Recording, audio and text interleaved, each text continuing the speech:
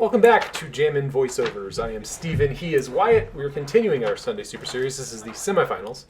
Peter on your left playing Mono White Death and Taxes. Sean on the right playing Mono Red Aggro. Burn. What the hell? This is like my first time talking about Magic, I guess. Burn is Mono Red? No, he actually has white in there. What did you call that? Boris Burn? Like normal burn decks? I don't know. Yeah, no, I had a hard time getting through this intro. So Peter opening up with the Giver of Runes. Sean with a Swift Sphere. Peter taking the free block. What a master. Right. I don't think there's too many... I don't think Burn runs like Gut Shot or Lava Dart. And like... Sure. Yeah, I just don't think there's a problem. Yep. So there's a fast Stoneforge with a Giver to protect it.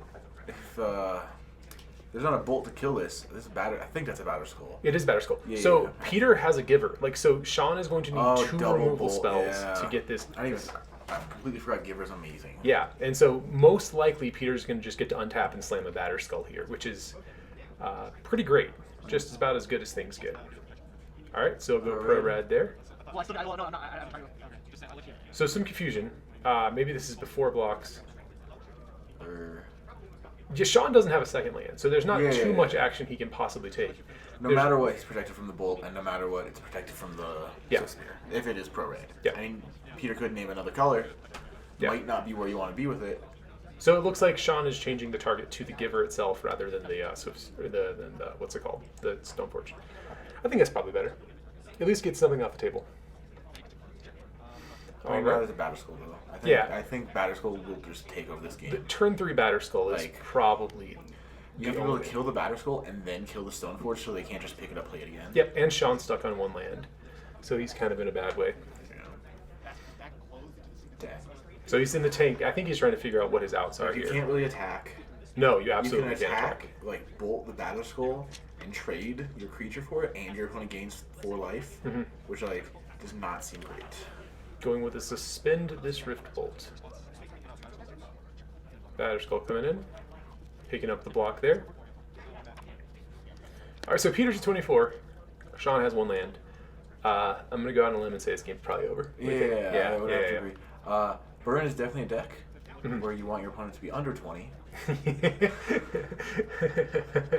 Even 20 is pretty bad, yeah. Alright, Peter's at 28. Yeah, okay. 5, and then... Well, Sean is a trooper for staying in this game, but really no one is going to beat this. And there's a Flickerous on the Stoneforge. Gonna get a... I'm guessing Mull of Skyclaves. Sophie's nice, Pro Red. Yeah, okay. Well, we there it is. didn't have to make the decision. Game's over. All right, we're moving to sideboards here. Let's see what our players picked up.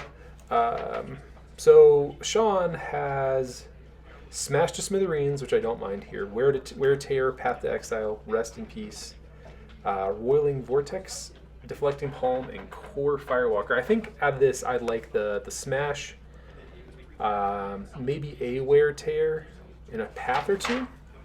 I think it's tough to bring in... Oh, you know what? You don't need the paths because you have the bolts. Yeah. Like, Peter's not playing a deck where his creatures are going to get out of the range of your I think you use burn. it for Death Shadow. Yeah, you're right. Yep. Yeah, and then Peter has Forge Tenders and Core Firewalkers. Just like very typical hate-out burn cards. Does he have a Luris? No. Burrington, Forge Tender, and Luris is just like, I mean, like it's pretty hard to run a Luris when your deck gets to run CMC 5 things. I would just put it in the main deck. You just run a Luris. Yeah, it's a mono white. It's a mono white 3/2 that replays cards from the graveyard. I guess so. I think not enough decks are taking care of it. Like, I understand you can't put Luris in the companion zone and afford it anymore. It's still good. Like, it's still just like a really, really good card. I mean, like, its worst mode is a 3-mana ETB draw card. Your opponent discards a card. Yeah, like, that's fine. Yeah, it's quite good. I think like decks would play that. Yeah, so I'm probably gonna start playing Death and Taxes, and I'll put a Luris in. You can play the full play set. Just like really show everybody. Play 4, lose. I think the problem is you're forced into baubles when you start running Luris. Oh, you are. Yeah. And you want to run Thalias too. Yeah. Okay. All right, Wyatt. I think you could probably run... I mean... Maybe you can go without baubles, but then you have to have at least 5 mana to make your Luris worthwhile the turn it comes down. Yeah. And you probably makes your Rest in Peace. Is Peter running Rest in Peace? Yes, he is. Makes Rest in Peace. I don't know, dude. I'm up and down on it. Yeah. I still think it's quite good. I mean, like, maybe you just like main board like 2 EEs. See that? Well, that EEs are going to clean up everything. Yeah, like I think you just can't do it. Maybe you just don't run Luris. Yeah. All right. But like, so if Peter there, he could have lured and gotten back a Stoneforge or something. That's just There's only a giver in the graveyard. But right. But like, just assuming something dies, like just luring back a Stoneforge is such tremendous amounts of value. I mean, like you need 5 mana to do it in 1 turn. Yeah. Which means you have to wait till turn 5. Yeah. Which like you probably don't want to be doing that. You'd rather just like on turn 3 play it, get value out of it, and then if they don't kill it, you win. I agree. Mistress Bobble is probably like much better. Much better. Whatever, bro. Is Peter running the full 4 paths?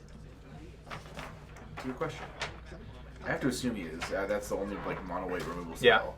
Yeah. Yeah, it's 4 paths. Yeah, Death and Taxes in Modern is just a very good deck right now. It just has a ton of good It's stuff. also on the Archons. I like the Archons actually quite a lot. The Gonjo. Is it one Iganjo? Gonjo. If it's more than that, like, good God, but alright. I mean, it's hard to prevent damage. Like most of your things have 1 toughness I know. and both does 3. Like, the additional cost of it's so low that you're tempted to do it, but it doesn't do much. Yeah, there's like no downside to running it. Like it makes you like Slightly 2% weaker. worse to like Blood Moon. Yeah. But like you also run like 18 planes or know. something. Yeah. But, like, if you ever get to activate it, you're probably doing pretty well. Alright, I think Peter's going down to 6 here. Sean is keeping his... Oh, he's moving his sideboard off the table. Alright. Fetch into Goblin Guide. And is the best turn 1 start? Is he running a Wayward Guide Beast? He's not. Then he's Zendikar 1 of and burn. Some of people... it's suicide to play it on any of the first turns of the game, but after a certain point, it seems quite good. Like, it's like a turn 3 Goblin Guide. Yeah, which I is... don't know if that's where you want to be. Goblin Guide's pretty not that good at turn 3. So this Searing Blaze is pretty great here. Yeah. 2 is going to put Peter down to 15. Thalia's not a bad draw. No, it's very good even. Core Firewalker slightly better, huh? All right. Core Firewalker is a pretty huge, like, Yeah. kick in the balls. So now burn. Goblin Guide can attack 2/3 of your burn spells, or your burn spells work at 2/3 of their efficiency.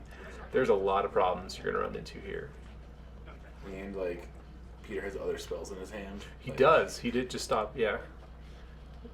So he's between a couple things. I can't see what he's got. It looks like he's got a Lean and Arbiter, a Thalia. So there's some 3-drop mirroring. That's a Skyclave apparition.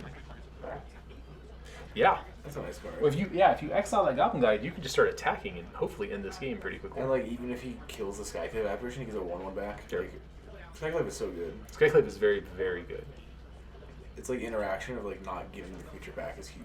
Or I know. permanent. It's I know. like better than just hitting creatures. Do you think we'll ever see? Yeah, Oh no! I bet we will. No, I thought I was like, this is one of those that only hits creatures, but I was wrong. It's not. It hits any permanent with CMC 4 or less. Like Skyclave is just the best version of this effect. Yeah, it hits planeswalkers, which is huge. Yeah. Alright, so taking some damage, Core Firewalker. Mhm. I mean like Tron has 4 lands. It's Yeah. pretty rough for Peter, is it 5 though? I mean, this is not a tremendous life total. I mean Peter has what, looks like a 2-turn clock probably? He does, yeah. He probably has a spell in hand that has a power of 1. Sure. He was considering playing a Lean and Arbiter there, but didn't want to go down to 4, I believe. That kind of makes sense. Yeah, I can kind of see that too. I mean, it's like Maul, which is like a Maul would be great naked here. Maul off the top. Mhm. Kind of just ends it, I He think. puts him to 1. Yeah. All right, so here comes 6. And then Lean and Arbiter. So he's leaving Ghost Quarter up. Sean, I mean, that Thalia is pretty much eliminating him. Yep. All right. All right. And that'll do it. Thanks for watching. We'll see you next round. Well, I mean, if I hit any land, I could have went